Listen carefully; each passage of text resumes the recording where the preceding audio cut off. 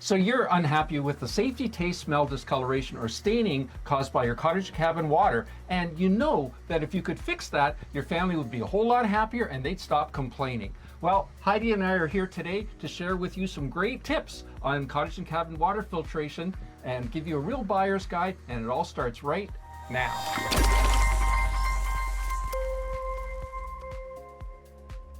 Hi, I'm Gary the Water Guy, and I simplify water filtration to help you conquer crappy water for your family. Today I'm being joined by Heidi from our customer care department. Welcome, Heidi. Thank you, Gary, for having me. Yeah, I appreciate you coming and sharing some great tips and tricks on investing in cottage and cabin water filtration, because cottage and cabin water filtration is different than other water filtration. So we're going to be sharing with you some great tips on what to look for and definitely what to avoid. Heidi, generally, now's your turn. Generally, what should people be looking for when they're thinking about water filtration for their cottage? You should be looking for, if it's non-proprietary, where it's made. Is it made in North America? The ease of installation and maintenance is something you definitely want to look for, because you want to make sure that you can maintain it and, fix it if you have issues or, questions. Yeah, that's right. And you want to make sure that it's something that you can get a manual for, that there's YouTube videos for to kind of help you out through the whole process, and that it's easy to install, especially for cottage and cabin owners. Absolutely. A lot of them don't have a plumber, within the next block or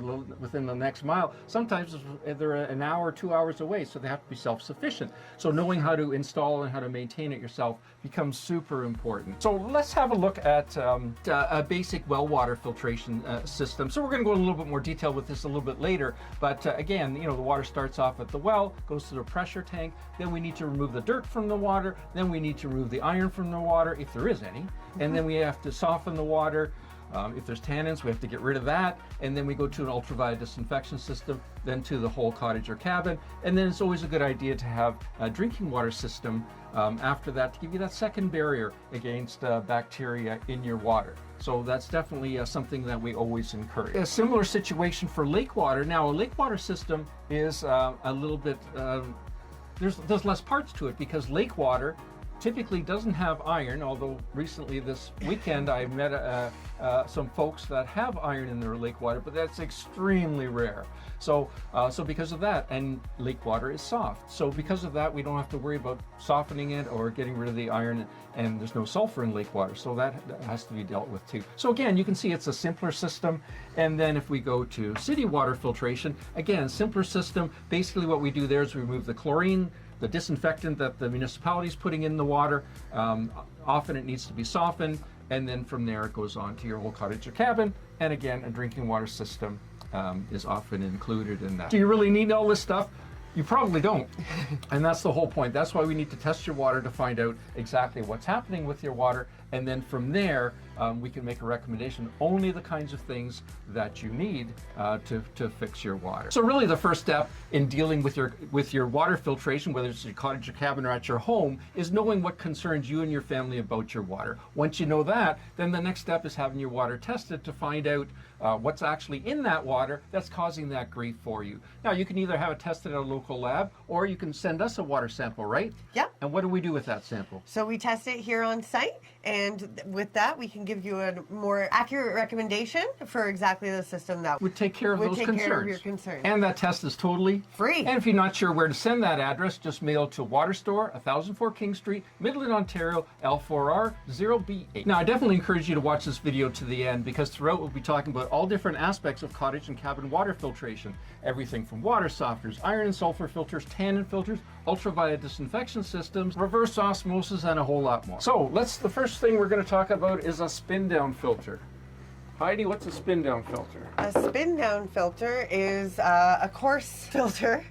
It's when you have a lot of sand and debris coming in to your, from your well or lake, of course, or they're very common on the lake. So a lot of times people will even have a UV system or anything, and they'll say, I still have to change my filters very often because I have a lot of sediment. And usually we would recommend something like this.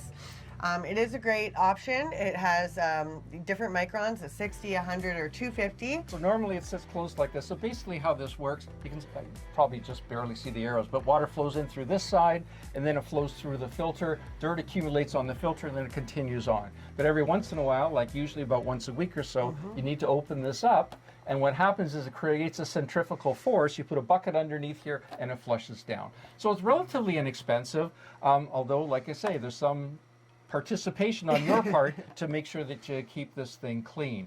But like I say, for a lot of folks, especially on lake water, it's a good way to do the heavy lifting. Put it that way, you know. But like I say, you have to be prepared to look after it. So, Heidi, what's the next thing we can look at for water filtration? We'd be looking at usually a dual grade filter in a filter housing like this. So this would be your first stage, right after the tank. And Pressure tank. the pressure tank, yeah. So something like this, we usually recommend 50 to 5 micron or 75 to 25 micron, which is dual grade filters, which means the outside starts on the bigger grade. So if it's 50 to 5, it's 50 on the outside, and then the inside goes to 5 micron. So it still will bring you down to that 5 micron, which a lot of systems require, but it will also help you with the bigger stuff too. Yeah, and it won't get clogged so quickly if you just had a 5 micron single grade filter in there. And a lot of people say even the bigger ones, like this one, so this one's 20 inch and it's 4.5 wide. So we also do a 20 inch, 10.5 wide. So most people prefer the wide ones because they have to change them less. They take more and they work better. They take more out. Yeah, so one of the advantages of this kind of a filter as opposed to the spin down filter is that you can put different grades of filters in here. Like Heidi said, you can do the dual gradient filter, but you don't have to manually go in there and open it up all the time. One of the disadvantages of this kind of a system is that once the filter is dirty, you can't clean it out. You have to just toss it out and put it in a replacement filter. So I like these filter housings. Whoops, these are the ones that we have. We get them from Viqua, but they have a drain plug at the bottom. So I like those because you can open up that drain plug, drain the water out of this before you change the filter. It makes it a whole lot lighter and a whole lot easier to handle, especially for old guys like me. So what's wrong with using a filter housing like this? Well, I mean, there's nothing wrong with it. It's just, it will, obviously the size difference, right? So it's going to clog up quicker. So again, this is why everything really depends on your water, right? How much sediment you have. And how much water you use. And how much water you use, right? So if there's a lot of people in the house, there's a lot of water usage, usually we would suggest something probably bigger. And again, those are available, like Heidi says, in 20-inch length, 10-inch length, 4.5 inch in diameter, or 2.5 inch in diameter in both lengths. So sometimes you have to do it in stages, right? Yeah. You put a coarse filter on first, then you go with a finer filter, so that the coarse filter does the heavy lifting. Absolutely. And so you have to change the fine filter as often. Now there's different kinds of filters too. So we talked about sediment filters so far, but there's also a carbon filter or carbon or a taste and odor filter. So why would folks need one of these? Well, I mean, these are great for pesticides, stuff like that. It's for taste and odor, really, and for herbicides, pesticides. Do you use a carbon by itself? No, I never. Yeah. Why not? Because your carbon will clog up with dirt so quickly that it won't be able to do what the carbon's supposed to do. Yeah, so typically you'd have a sediment filter first, then a carbon filter, and then it would go to, if you have an ultraviolet light or something like that, it would go there afterward. What are the common questions we get about water filters? Common questions are... like cartridge type filters. Which one do I need? Which one do you need? Yeah. That's right. And what else do people have concerns about with those filters? They usually ask us what order they go in, to be honest. Yeah, that's very common. That's an important thing. Yeah. And another thing we get questions about is sometimes they can't get the filter housings open. Yep. You know, and so it's important that you shut off the water before. You open up a faucet to release all the pressure. Yep. And then you can open it, because if it's under full pressure, you'll never be able to open it. That's true. We also get, why is my filter housing leaking? Usually it has something to do with the O-ring, to be honest with you. And we always recommend that people have silicone grade food silicone grease on hand, because it's great. You always use it every time you change something. And we obviously sell it here. And as for our online store, we have smaller packets, and we also have a full tube, but you only need a little bit, and it's great to have. It's definitely a must-have. Yeah, so the advantage of the silicone grease is it makes a better seal, so you don't have to tighten it quite as much, and when it comes time to loosen it the next time to replace that filter, it makes it a whole lot easier to do that. Some of the videos that we have a great video that shows you how to unstuck filter housing. So if you're struggling with that, we can definitely help you with that. And or if it's leaking, again, we got a great video that'll help you with that. So you really need to think about what you want to accomplish with the filter, right? To decide which one you need. And if folks aren't sure which kind of filter they need, what are some of the steps they can do to help us help them figure out what they need? Well, I mean, if you already have a system and you're unaware of what it is, send us a picture to our email. We're happy to help. We're happy to dig for you and look for you and find out what filters you need. Also, I mean, you can always take out the filter and take a picture of the filter and send it to us that way. We're here to help. That's what we're here to do. We talked about carbon filters a little bit earlier, but there's more than one type of carbon filter. And again, I got a great video that talks about the different kinds to help you make the best selection for your family. So what are some ownership tips when people have cartridge type filters? Well, I mean, you definitely have to make sure you change them annually, or if it's before the year mark, you would notice like a loss in your pressure maybe, or a low flow. That's always a telltale sign to change your filters. Trust me, remember, righty-tighty, lefty-loosey. Also, like we said just before, silicone grease on the O-rings makes things a lot easier. And yeah, make sure to turn off your water before changing any filters and depressurizing. So let's talk about an automatic backwashing filter. What do those things do? They will get rid of the really big stuff. So basically when these filter systems aren't doing the heavy lifting, you're gonna have to go to a backwashable automatic filter. So there's different kinds. How they work is they're definitely plug and play. They work automatically. There's no filters to change, which is great. And the life expectancy is way much longer than if you're just changing a filter, like out of just a filter housing. Yeah, so they look something like this here. Now this is an iron filter, but it basically looks like this. It's just a little bit shorter. It has 3 buttons on the controller here. But as Heidi says, the water just flows through, it accumulates inside here, and then it backwashes every 5 days and clean it out and then go from there. So of course the big benefit is you don't have to change filters, you don't have to open up that spin down filter, you don't have to do any of that kind of stuff. It just does it automatically, and these things last 10, 12, 15 years before they need any maintenance whatsoever. So it's really a big convenience thing, and when we run into situations where folks already have some filtration, but they say, oh, we're constantly changing the filters, this is the go-to, that we recommend to go to that. So as Heidi says, they're available in different configurations. So for lake or well water, when you have a lot of dirt, you'd go with an automatic backwashing neck sand filter. There's also another one to neutralize acidic water, so that's raising the pH. Yeah, that's exactly right. So if your water's low in pH, 6.0, and often in lake water, the pH is lower than it is in well water and municipal water. Yeah. So if your pH gets around 6.0, that kind of thing, you might have a fair amount of corrosion on your plumbing or on your fixtures, etc. And by neutralizing with a calcite filter, you won't have that concern. So again, if you're looking for more information about those systems, got a great YouTube video that explains it all. And again, there's a link in the description down below. So can people maintain one of these themselves? Absolutely. There's really no maintenance at all. Yeah, and that's the beauty of these systems. Yeah. There's no maintenance. So eventually the day will come where the media will have to be replaced, but like I say, you're talking 12, 15, or even 20 years. And again, if you're not sure where to get more information about this, you can go to our websites, watereStore.com in the US, watereStore.ca in Canada, and we offer free shipping and discount pricing. What's up next? Well, iron and sulfur filter, absolutely. Yeah, so do people on lake water have iron and sulfur in their water? No, I mean, like you said, of course, there's always first times for everything.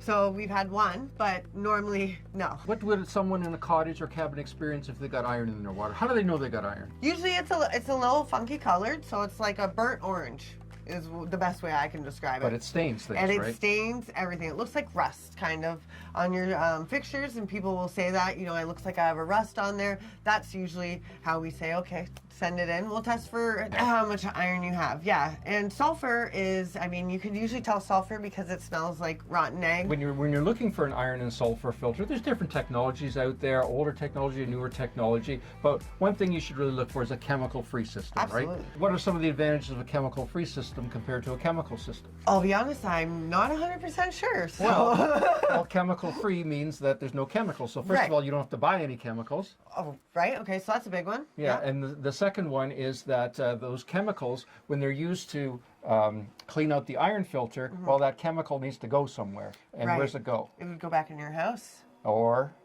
or. in your septic system. Oh, right. Which Yeah, you when it don't cleans want itself. Yeah, so the last Okay. thing you want in your Septic. septic system is a caustic chemical that would be used to clean iron out of something. It's normally an acid or something like Absolutely. that. And that's the worst thing you can put in there. So how often do you have to change the filters in an iron filter? What filters, Gary? There's no filters. Yeah, there's just the media inside. That's exactly it. Now, the media does have a life expectancy, and what determines that life expectancy is how much iron you have and how much water you use. Those two things determine that. So, most cases, the media inside an iron sulfur filter lasts anywhere from 15 to 20 years. But if you have super high amount of iron in your water, then that media might need to be replaced after 5, 6, 7 years. Different kinds of iron and sulfur filters out there. We talked about the chemical-free ones. What are some of the other kinds?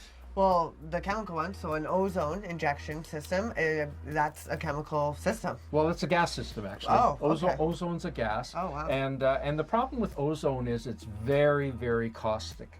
So because of that, in fact, there are some systems out there that use an ozone generator attached to one of these. Now, I'm seeing less and less of them out there because people have finally caught on that ozone is not compatible with the inside of this valve. So what happens is it ruins the inside of the valve, ruins the pistons, and you have some grief caused from there. So because of that ozone systems, I see them fading away more and more. So I definitely wouldn't encourage you to get one of those. There's an old technology too called green sand. And green sand uses a special kind of cleaner it's called potassium permanganate. It's a dark purple powder. And you mix it. It comes with a hopper, and you pour it in the hopper, and then it mixes with water, and that makes a chemical that's used to clean this. Now that chemical is super caustic, and it's actually also explosive. So I definitely encourage anyone. Like we haven't installed any of those for almost 20 years now. So it's super old technology. But if you see an iron sulfur filter and it seems too cheap to be true, Yeah. it's probably a green sand system. So what kind of questions, Heidi, do people ask us about iron and sulfur filters? How does it work? And as you know, we kind of just explained, but they also asked, do I still need a water softener? Well, no, it depends. If your water's hard, you need a water softener. Right, yeah. If you've got iron and sulfur, you need an iron sulfur filter. The iron and sulfur filter is not going to soften your water. Can people install one of these themselves? Absolutely, you can. And you have a lot of great YouTube videos on exactly for plumbers, for, my husband, anyone who can just, use a few tools, and it's very easy to install yourself. And Gary has great YouTube videos to show you step by step on what to do and what not to do. Yeah, and they're actually quite straightforward to install. I mean, anyone that's ever installed a water softener, iron sulfur filter is the same. You basically cut the pipe after the water leaves the pressure tank, and any kind of pre-filtration you have for sediment goes into the iron filter, goes back out of the iron filter and carries on, and then there's a connection to drain, so when it goes through its cleaning cycle, it drains. I've got great YouTube videos that talk about the different kinds of iron filters that we have. We've got a few different kinds, and it depends on your water chemistry, which one would be the best choice for your family. What should you look for? Non-proprietary. So, when you need to replace the media, or I guess any parts too, are readily available to you, right? You want to make sure that it's easy if something goes or you snap something or anything like that. Also, that you can get manuals or you can get YouTube videos, instructions on just anything, tips and tricks are always great. Also, where is it made? Yeah, and so it's important to know where it's made, and the reason is we encourage made in North America stuff because, 10, 12, 15 years ago, the Chinese stuff came over, the prices were super low, and we had to look at it. The problem with the Chinese stuff is always the same. You can't get manuals, you can't get parts.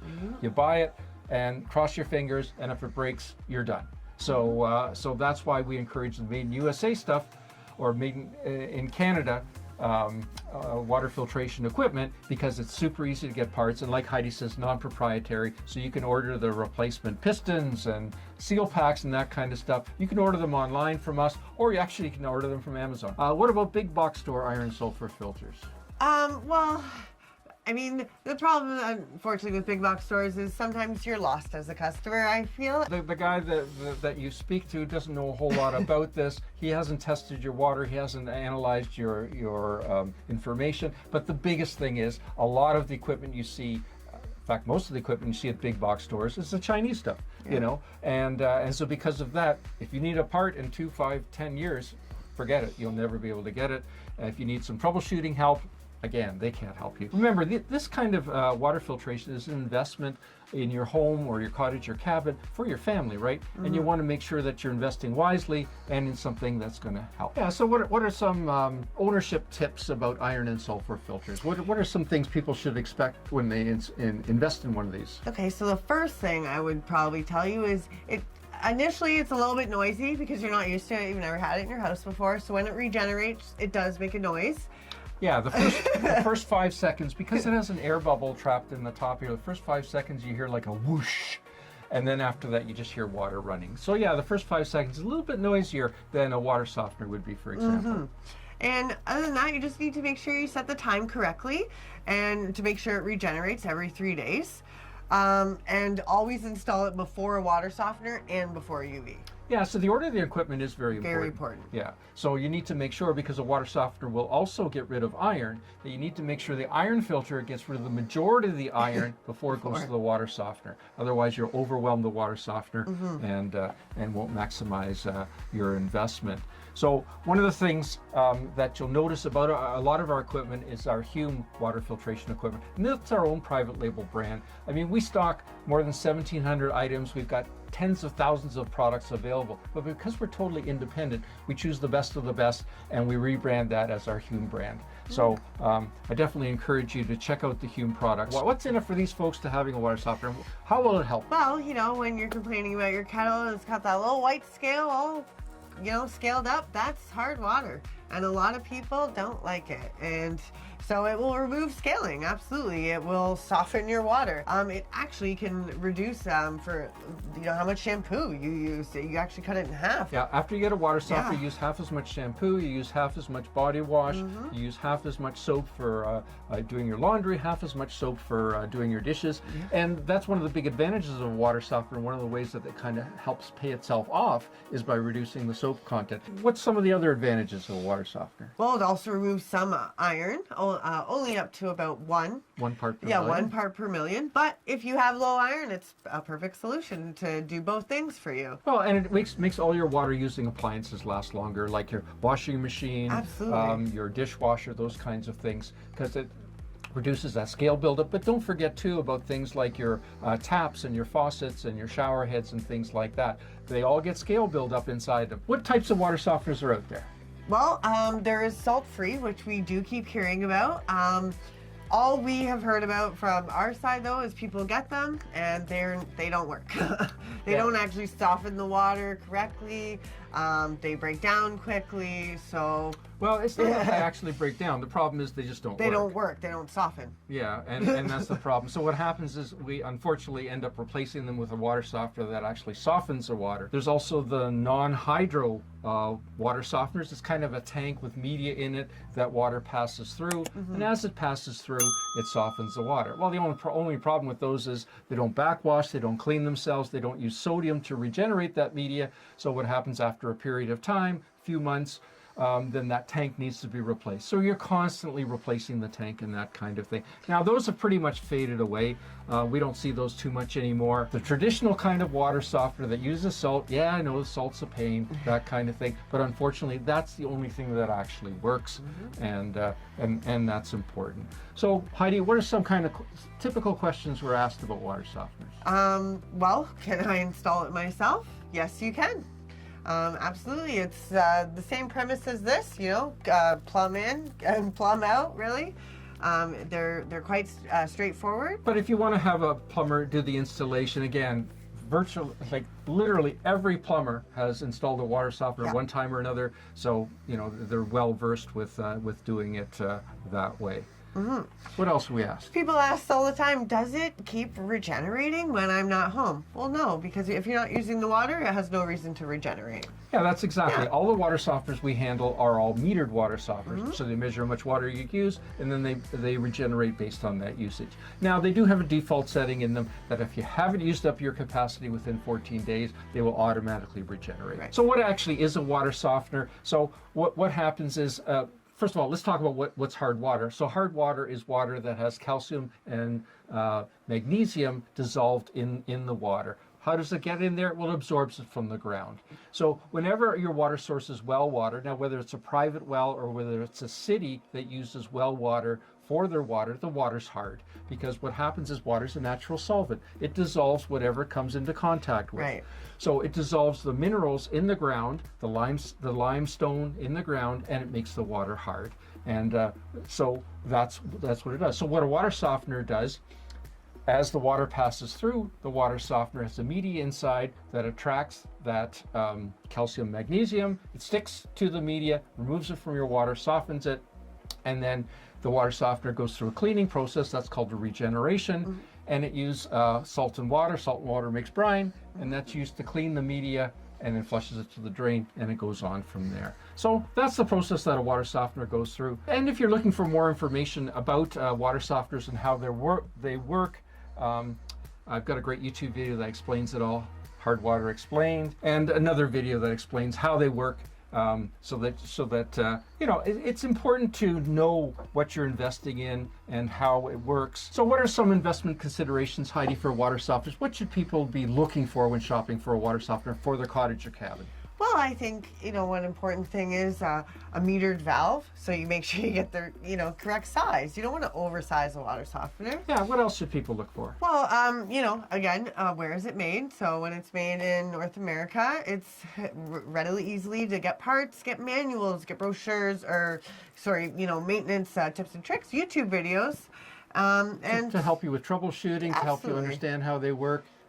All the ins and outs, and non-proprietary is also always a big one, because you want to make sure that you can easily get parts from wherever you are. So big box stores sell water softeners. Is that a good place to get them? No, they are made in China. They are made in China. So what happens is you'll never be able to get parts for them. You can't get any manuals for them. Yep. And if you have a problem or you need troubleshooting or you have difficulty installing It'd be hard to get. Yeah, you ask the guy at one of the big box stores, he's not going to know. So it's important that you get it from a reputable place so that they can help you with the installation and help you. The other problem with big box stores water softeners, they don't last long. We've had a number of situations where, we do installations here in our local market.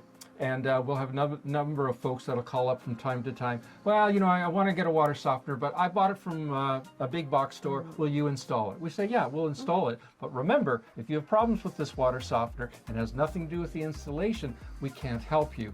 And we've run into a number of times where this has happened. We install the water softener. A month later, 5 weeks later, it's not working. They've called the 1-800 number. They can't get anywhere. Well, of course, the big box store says, well, bring it back. Well, it's not so easy to bring back a water softener, right? You have to disconnect it. You have to drain it. You have to put it in the trunk of your car. You have to take it back to the store. They'll give you another one. Now you're going to pay somebody to reinstall it and cross your fingers that you're not going to have the same problem again. What are some ownership tips about having a water softener? Once we need a water softener for our cottage or cabin. We've had the water tested. It's hard. We've invested in a water softener. We've had it installed, or we've installed it ourselves. What are some ownership tips that you're going to notice with having a water softener? Well, first thing is you got to make sure you set the hardness correct, the ion correct, and the manganese correct for it to work, for how hard your water is and what you have in it. You also have to make sure you keep salt in it. So it's maybe a good idea Gary actually has a great video on types of salt. And how much? And how much salt to use. So definitely. Salt is something that you need to make sure you always have in your water softener. And the golden rule is salt above water. Yeah, generally, like the water softener controls how much water it puts in, you control how much salt you put in. So generally you want to make sure that the salt level is higher than the water, or if you have a pre-fill water softener, in other words, there's no water in there, then keep it about half full of salt. Here I've got a great little chart that gives you some idea of the different hardness levels and what you'll experience with the different hardness levels of the water to help you determine whether it's a water softener that you actually need to for your family to make sure that you get rid of that scale buildup. And again, we've got some great videos about how to size a water softener, how to determine what size you need for your family. I've got a playlist here that shows you how to install a water softener and go through the different steps if you choose to install it yourself. So how can you get rid of tannins? Well, you'd have to get a tannin filter, which again looks like this. Yeah, it looks like this a little bit shorter. So a tannin filter looks like a water softener. It works like a water softener, uses salt like a water softener, but it actually uses more salt than a water softener does. And it uses water softener salt. So common questions we get about tannin filters. Will it clean up damage previously done by tannins? Yes. Yeah, it will. It will. It will. You're still going to have to clean it up and scrub it. Yes. But it'll clean it up and it'll prevent it from happening in the future. In the future, absolutely. Can someone install one themselves? Yes, yes they can, very easily. And it installs exactly like a water softener. So again, if you're hiring a plumber to do the installation, if he's ever installed a water softener, he can install a tannin filter. And what kind of salt does a tannin filter use? So it does use the same salt as a water softener. A tannin filter typically uses about 3 bags of salt a month, okay? Which is more than the average water softener uses. So what kinds of things should you look for when investing in a tannin filter? So you would want non-proprietary, again, so you can make sure that parts and manuals, stuff like that, are readily available. Where is it made?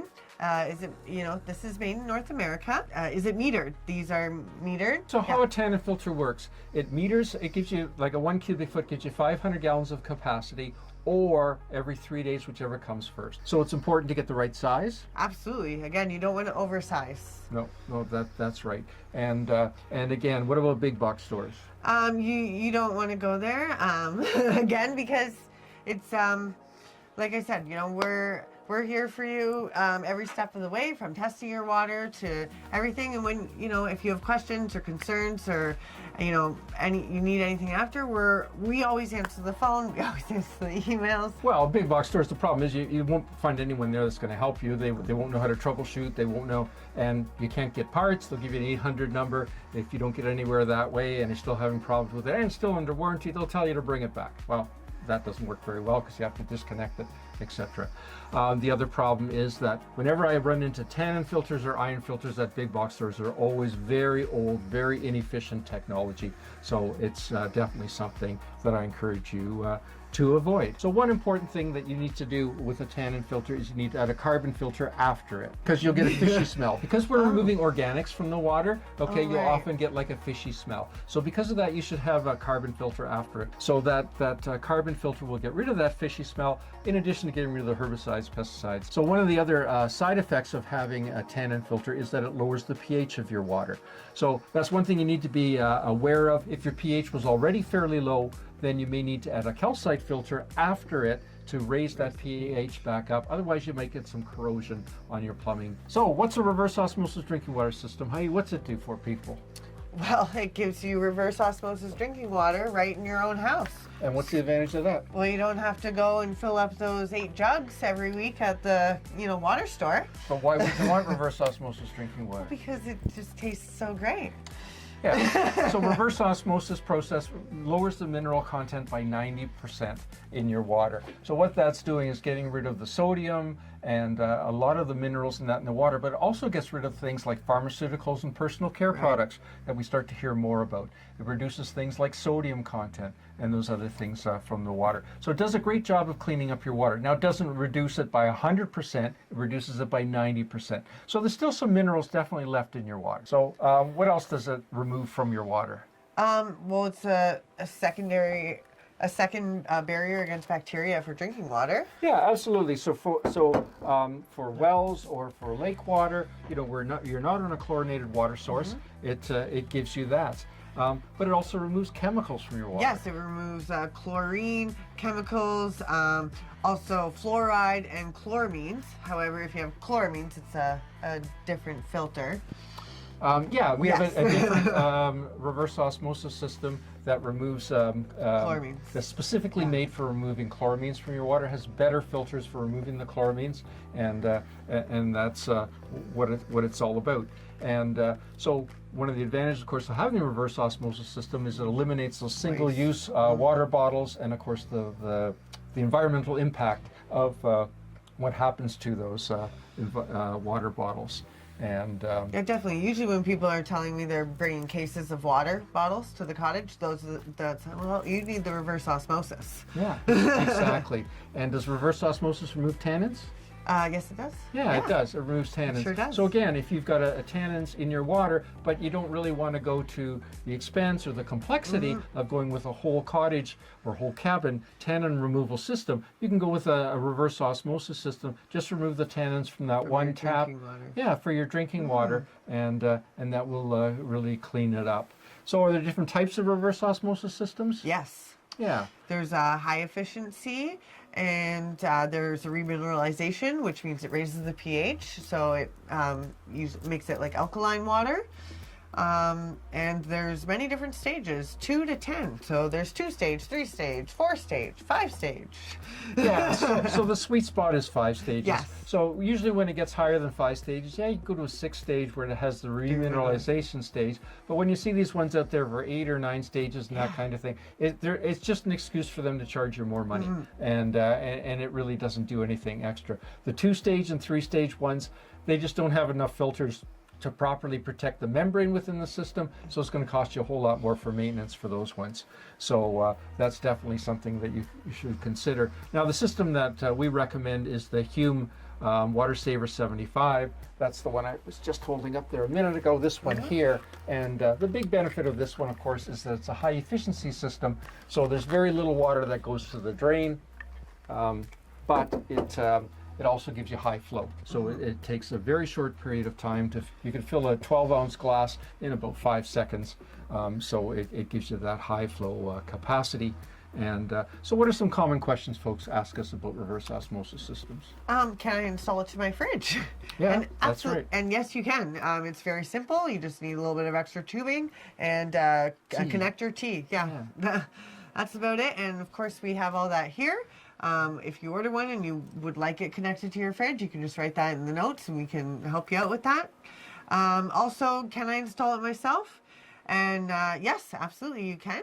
It does come out of the box just like that, so everything's all ready to go. The reverse osmosis does come with all the filters already inside the housings and everything, so they're very easy to install, yes. Yeah, and they come pre-assembled. Yes. Yeah. So again, if you're looking for information on how a reverse osmosis system actually works, I've got a great YouTube video in the description down below. I've got a link there that you can definitely check that out.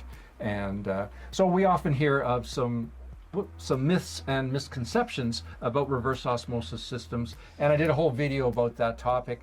You know, you get most of the minerals in your diet. In fact, 95% of the minerals that you need in your diet from your food, not from your water. So you know, that's often a misconception, but there's a whole pile more. So I did a whole live stream on that, and again, I got a link in the description down below. I definitely encourage you to check that out if you're at all skeptical about reverse osmosis water. So again, what are some buying tips when getting a reverse osmosis drinking water system for your cottage or cabin, Heidi? Well, you know, where is it made, obviously. Ours are made in North America. All of our reverse osmosis use the UK brand John Guest parts with their the quick connects. Yeah, the fittings. They're fairly easy, very easy to use. So one of the big advantages of getting made in North America reverse osmosis systems, and again, we tried the Chinese ones 10, 12 years ago, is the build quality. You have to remember, this is water that's being contained in your home. And you know, there have been some concerns with those made in China reverse osmosis drinking water systems cracking or even bursting and that kind of thing. So that's why we definitely recommend the higher quality of the made in North America systems.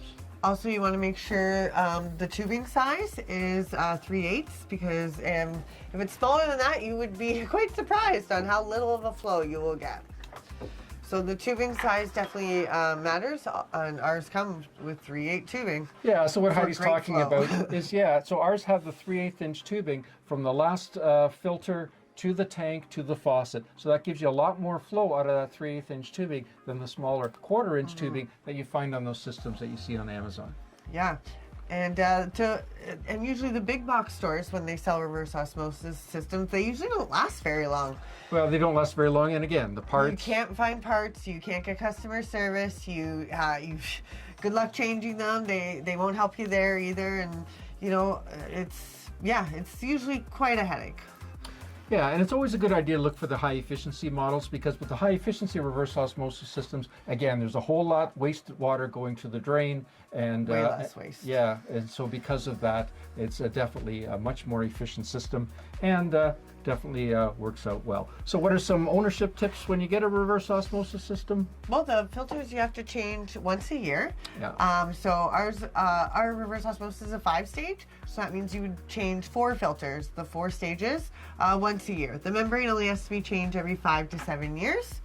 Yeah, now talking about filters, one thing we didn't mention when we were talking about buyer's guide, it's important to get reverse osmosis system with non-proprietary filters. Yes. Because we see that happen so many often. times. Folks get them with the proprietary ones, and then they find out that, first of all, the proprietary ones are so expensive because you can only get them from them. They can charge whatever they want. Yep. But secondly, if the design changes in 5 or 6 years, you can't get them anymore. And so now you literally have to toss out the system and get a new system because of that. Can you connect it to your fridge if it has an ice maker or the water at the front? Absolutely, you can do both.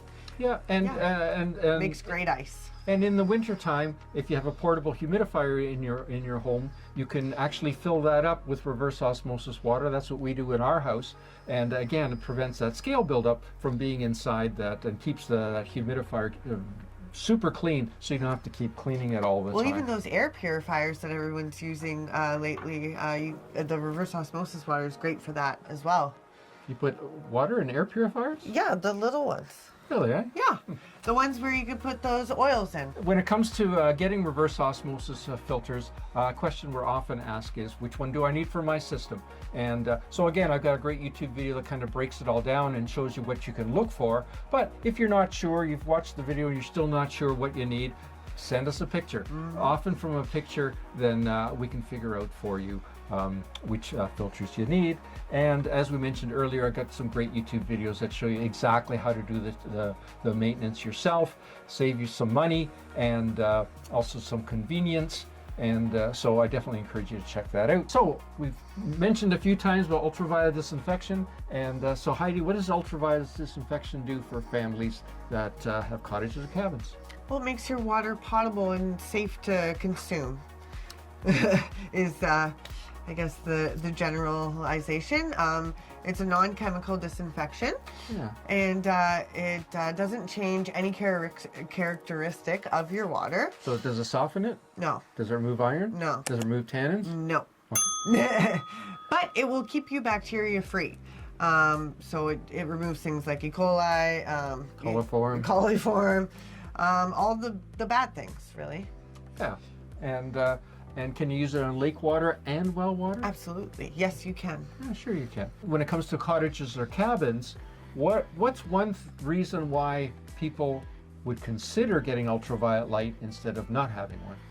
Well, because they want to make sure that they're safe. Like I said, it's creating potable, safe water. So, like, you'll be able to open your mouth when you have a shower and brush your teeth and know that you're not getting, a pesticide or, something that's harmful. Bacteria. Bacteria, yeah. Exactly. But the other thing is, we recently did a cottage show, and the number one question at our booth was, what can I get so I don't have to carry water to the cottage or to the cabin? Make it potable, yeah. Yeah, especially if you're on a water access cottage. You have to fill up these big 5-gallon jugs, which weigh about 40 pounds. Then you have to put them in your car, take them to your boat, take them across to your cottage, lift them out, carry them up the stairs. Who knows, 40, 50, 60 stairs. Doesn't sound fun. For your drinking water, and you're going to run out at the most inopportune time. Right. So because of that, ultraviolet disinfection will give you that potable water for your family. So what types of ultraviolet disinfection systems are there? So there's a whole house ultraviolet disinfection system. There's one that you can attach to an RO drinking system. And there's also a mini racker standalone. So how does ultraviolet disinfection work? The ultraviolet light that goes, that is basically, it's the light, the UV light that kills the bacteria. Yeah, so water passes across the UV light, and as it passes by, it kills the bacteria. Are there things we have to do before the water gets to the ultraviolet light to make sure the ultraviolet light's going to work? Well, yes, you need to have a sediment filter. Yeah, because you need to make sure there's not a particle of dirt that's bigger than the bacteria, so that as the particle of dirt is going by the light, it shields the bacteria is in the shadow of it, and then it would get through and infect your plumbing, right? Can people install them themselves? Yes, these are quite easy to install themselves. When you order it from us, it comes right on the manifold, already assembled. You just have to put the filters in, then plumb it in, turn on your water, and yeah, they're fairly straightforward to install and to maintain, which is great. And what kind of filters are they? So there's you have a sediment filter and a carbon filter.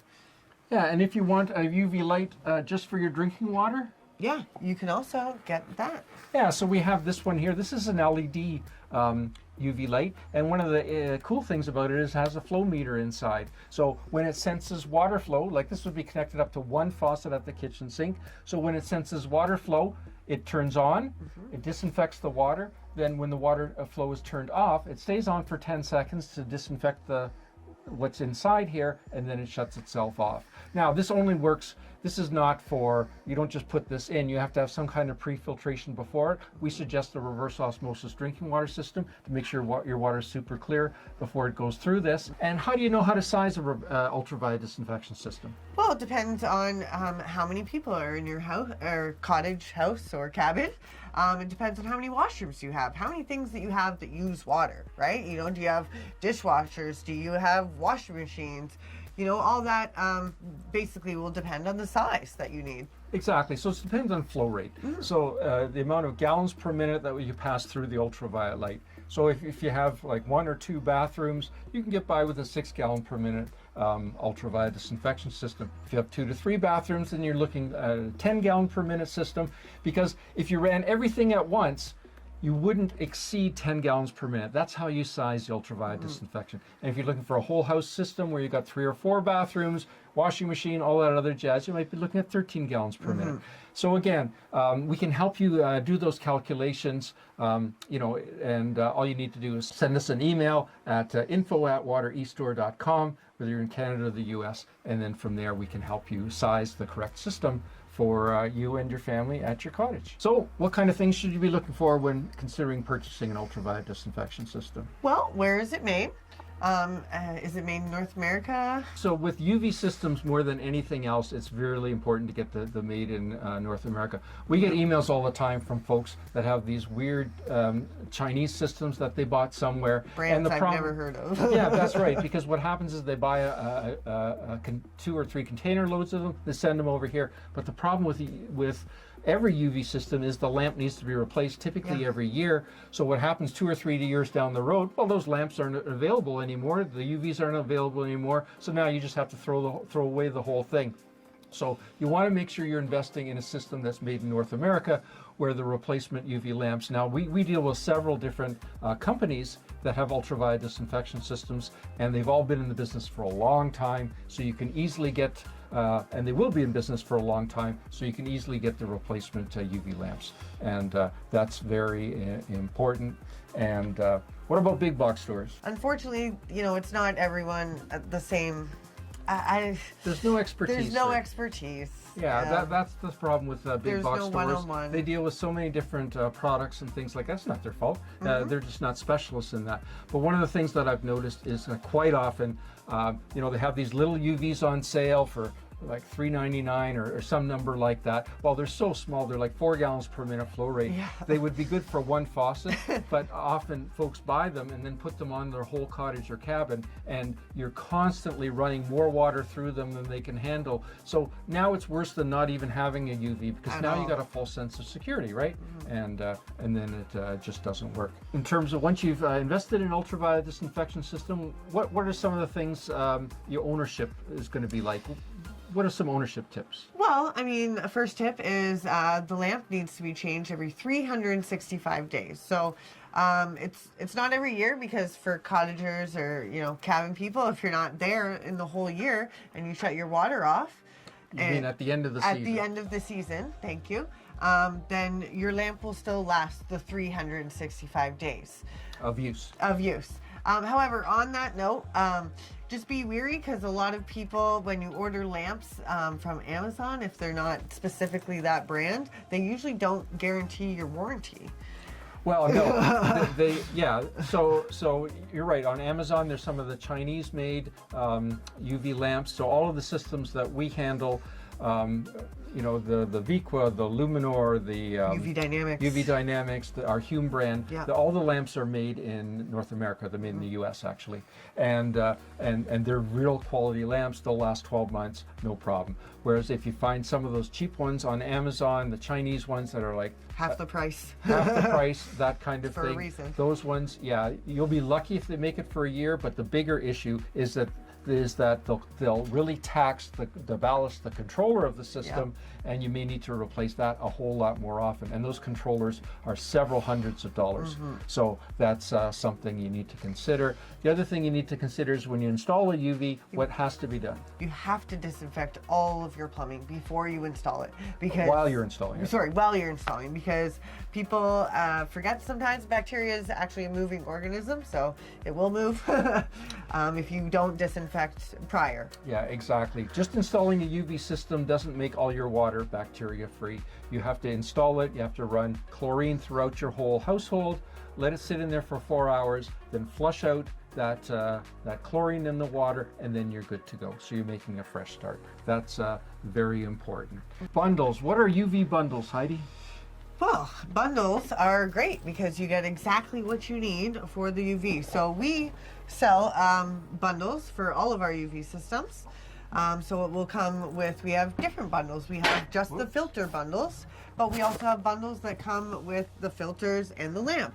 We also have bundles that will come with the filters, lamp, and sleeve. Now the sleeve, if you can clean your sleeve properly to, you know, absolute clearness every time and it's not cracked or chipped, you are okay and you can use that sleeve again. However, you have to keep in mind that the sleeve is what's shining the light through. So if you can't completely see through that sleeve, you need to replace it. Yeah, exactly. And so what Heidi's alluding to is the bundles. So this is a bundle here for a Viqua IHS 12D4. And so before we had these bundles, you had to figure out which filter you needed, and you had to fill out which lamp you needed. And with Viqua, they've probably got 100 different ones. Yeah. And you had to figure out which carbon filter you need. So we make it easy for you. You go to our websites, you just search for... You type in the system you have and it will come up. Viqua IHS 12D4, in this particular case, these all come up. And because we sell them as a bundle, we offer free shipping, but in addition to that, it's much cheaper to buy them this way than it would be if you bought each one of these separately. And that's why the bundles are so popular. It takes away the guesswork to make sure you get the right stuff, and it saves you money. So and you're getting the OEM product. So these are the exact OEM product, so you know that you can trust it. It's the same as the company that manufactured the system in the first place. So what are some of the questions that we get asked, Heidi, about these combo packs? How do I change it? That's very common. Again, you have a lot of great YouTube videos and I mean, if you have trouble, you can always, you know, some people just tell us, this is my first time changing it, and we're happy to send you the YouTube link right to that exact YouTube video and on that system, and it will show you step by step on how to do it. Yeah. And you know, people also ask, you know, what if I forget? Can I get it, you know, sent to me every year? Yes, you can. We have an auto subscription sign up so that you can take the guesswork out of it. So every year, it will it's a subscription, so every year it will automatically send it out to you. Yes. Thank you. That's right. So, and you can see here we have videos that show you how to do the maintenance. So this is the video on the Viqua IHS 12D4. And again, there's links in the description down below, so you can definitely check that out. And so the important thing to look for when you're thinking about getting these these bundles is it an OEM system? Is it the right system for my exact model number? And that's a complete kit. And of course, you need to make sure there's a video or something that'll coach you on how to do it. And the comments we get on our video all the time are, you know, folks feel like a hero because they've done the work themselves, they've replaced it, they've saved the money by doing it themselves. So one tip I'd like to give everyone, and especially relevant to UV systems, but also applies to any of your water filtration equipment, get a surge suppressor. You know, one of those power bars that that will suppress the electrical surges, because in cottage country or in cabins and that, there's often power surges, there's often power outages and things like that, and these power bars, or these surge suppressors, sorry, will make them last a lot longer. They're cheap insurance. You can often get them for $20, $25, whether you get them on Amazon or buy them from your local hardware store. I definitely encourage those. Click up here for your next video on cottage and cabin water filtration, and I'll see you there. Any questions or comments? Add them down below.